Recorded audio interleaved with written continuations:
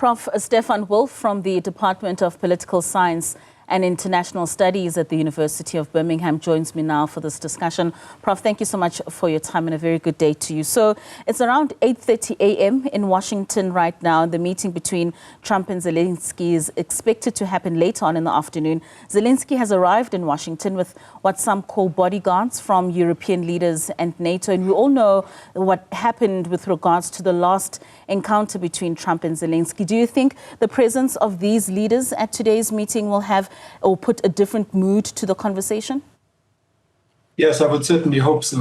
I think it's a very good sign that Trump actually agreed to have this joint meeting with Zelenskyy and the other European leaders of this new coalition of the willing. And I think from that perspective, it is less likely that the meeting will end in similar acrimony as it did last time. But that does not necessarily mean that at the end of the meeting, we will have even the controls of a peace agreement in place. Most certainly. I mean, Trump has called for, of course, the ending of this war and saying that it's in Zelenskyy's interest and he could end the war almost immediately. And he's put out some suggestions with regards to Ukraine not entering into a partnership with NATO and some of those land swaps between Russia and Ukraine in the form of Crimea. From your perspective, Prof, do you see President Donald Trump viewing Ukraine to be a sovereign nation? Well, I don't know what his views of Ukraine are. I mean, what we have seen on Friday during the summit in Alaska that Trump had with Russian President Vladimir Putin was that Trump completely caved in on what was even 2 days earlier a very robust statement by him that if he didn't get a ceasefire agreement from Putin, he would impose severe economic consequences on Russia. None of that actually survived his 3-hour encounter with Putin on Friday. So I think from that perspective, Ukraine itself is probably just a pawn in a larger game that Trump is playing, which consists of two top agenda items, I would think. One is for him to get the Nobel Peace Prize, which he has coveted for a number of years now. And the other one is a broader reset with Russia that would also help the United States in its relationship with China. And do you think he's well on his way in receiving that Nobel Peace Prize with all the conversations and the mitigating that he's tried to do with many of the warring countries across the world? I don't really see it because I cannot see that any of those agreements that Trump has brokered will actually lead to really sustainable peace. And in Ukraine, he hasn't even gotten to a ceasefire yet. So I think we should give President Trump credit that he managed to stop the fighting in a number of those conflicts. But unless any of those conflicts will actually lead to sustainable peace, I really don't see how that would warrant the award of the Nobel Peace Prize to him.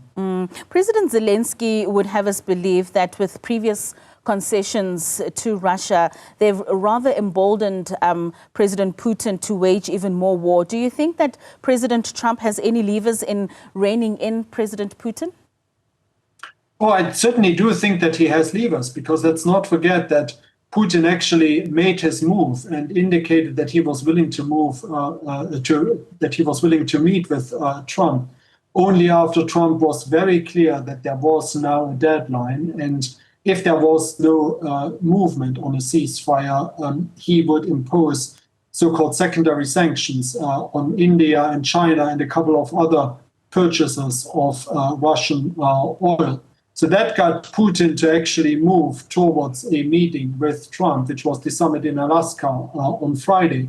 But then again, Trump, I think, did not really follow through on this. So again, him not using these levels that he has over Putin and actually implementing them, I think these are two different things. So he does have leverage. He just doesn't seem to be keen to use it. Is there an end in sight, Prof? Are we going to see an end of this ongoing conflict between Russia and Ukraine? I think at the moment, this is really completely up in the air. I think a lot will depend on the outcome of the meeting today. I mean, the things that we have heard so far from the White House in terms of a deal that might be on offer is that Ukraine accepts that Crimea is now a Russian territory, and that he accepts that Ukraine cannot join NATO. Now, if that is all, then I think there might be a possibility of some movement. But then, as you indicated earlier, there are all kinds of other deals potentially in the air. So there are discussions about land swaps. There is discussion about Ukraine actually giving up territory that Russia doesn't even control yet. And I think all of those things are much, much harder for Zelensky to swallow and for Ukraine to accept after 3.5 years of a very, very costly war in defense of their own independence and sovereignty. With that said, Prof, should we see more European countries rallying behind Ukraine? Because if they are to accept some of those concessions in terms of land swaps and Russia taking over territory, does this not create a precedence that could filter into other parts of Europe? Absolutely. I mean, this is the big danger.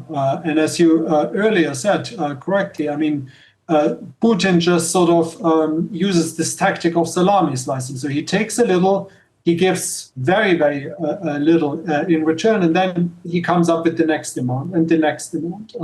Let's also not forget that this war against Ukraine really started in 2014 with the illegal annexation of Crimea and the Russian occupation of parts of Donetsk and Luhansk provinces. So there's really no indication that even if Zelensky were to agree to whatever deal is on offer now, that would be the end of it, and that Russia's neo-imperial ambitions would then completely be satisfied. So from that perspective, you are absolutely right. There needs to be a very strong and clear European commitment to this is what the demands are, this is what is acceptable, this is what is not acceptable, and Europe needs to back this up with actual rearmament and with a completely different military posture vis-à-vis Russia.